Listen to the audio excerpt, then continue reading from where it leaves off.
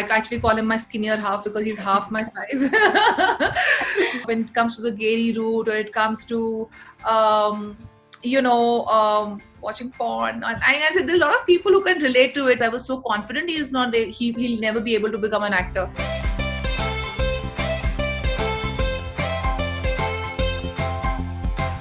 Hi everyone, we have Tahira Kashyap with us today. Tahira, thank you so much for being on the Quint. Thank you for having me over, Pankuri. So I just want to begin by saying that I got a chance to read your upcoming book, The 12 Commandments of Being a Woman. And I thought it was such a funny, inspiring, brutally honest book, written so well.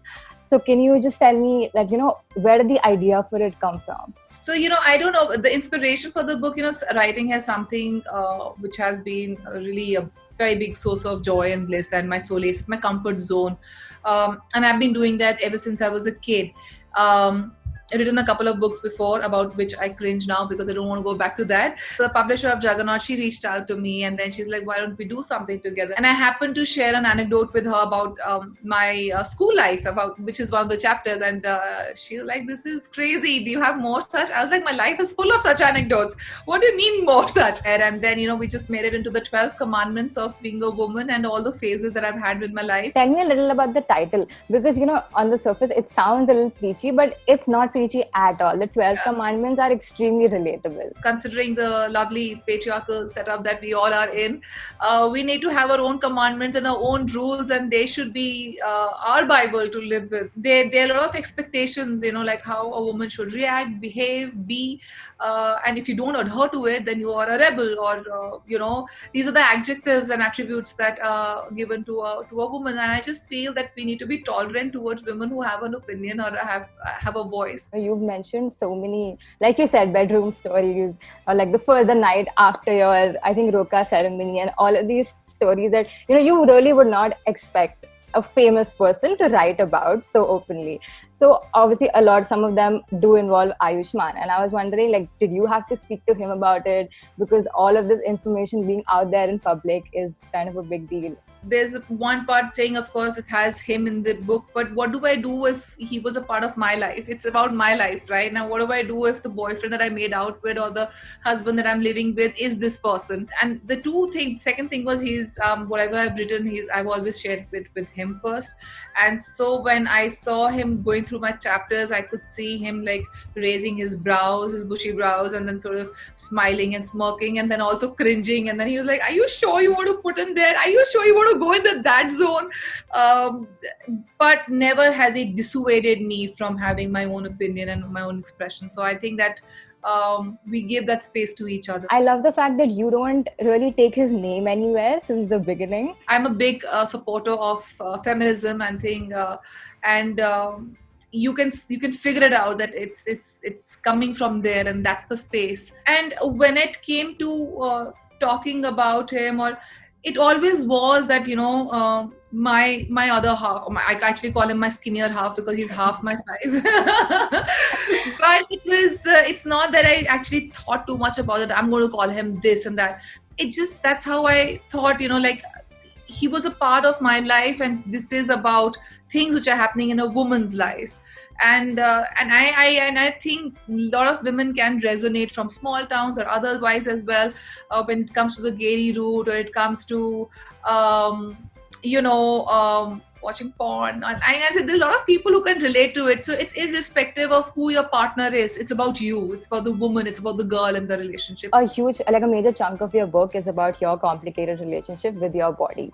And you've obviously been very vocal about it on social media. But I'm sure writing about it in so much depth and detail in a book must have been a very different experience. The kind of after effects that your mental health and anxiety and all of that has on your physical being is something that you can't even think about, because I till date am experiencing some of the after effects of those crazy fat diets that I went through.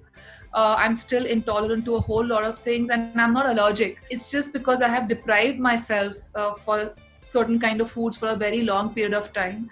Also, I have not had a very loving relationship with food, because each time I used to eat, I used to think, oh God, I'm going to gain this much weight. There's a lot of anxiety you're putting, that's the kind of vibe that you're putting into your food. And now I can't digest that. I've come a long way. I'm improving by the year, by the month. But imagine the kind of effect that it has had on my ecosystem, on my biology. There are these body image issues that men and women both have. Women are supposed to be petite, thin, long hair, fair. And for me, I'm 5'8.5", but for me, everybody around me, or the most desirable women and the beautiful women, all of them, the weight was in their 40s and 50s. And so for most part of my life, I was struggling for that. And I did reach a 59, but at what cost? It just goes on to show how much of a disconnect we have with ourselves and the kind of body image issues we all have. In the book, something that you've also written about is just how much time it took for you to become friends with Ayushman's career. So in retrospect, do you feel like if someone had told you that you could have been prepared for it, or do you think it's a natural part of the process? Again, I think this was more about me than about him, and it was me who needed to change and evolve. Nobody from my family has ever been in the film industry, whatever capacity, forget being an actor. So that sort of expectation versus reality, the memes that you keep saying, was pretty much in my life. In fact, when I got married, because I was so confident he'll never be able to become an actor. So when my parents said, what is it that he wants to become? I was like, he wants to become an actor, but don't worry, he'll never make it. Look at him. So and that's why I got married, because I was so confident that he's not going to become an actor. But that's not something I'd chosen for myself, and he did become one. And then there was this huge disconnect, because I could not understand what the hell is happening. When it comes to other people, you have acceptance. But if you see someone from your own environment step onto the screen and you do stuff which you are uncomfortable seeing, it's a whole new ball game, and it was a whole new struggle. But it was my struggle because my windows were narrow and my thinking was narrow, because it's an art form. By the end of it, he's acting. So that's his job. Today I'm making films. I'm not going to have two flowers coming from across the screen onto each other. I'm going to have my actors do their job, to emote. And that's exactly what he was doing. So it was my journey, and I needed to sort of figure out things for myself. So thank you so much, Tahira, for speaking.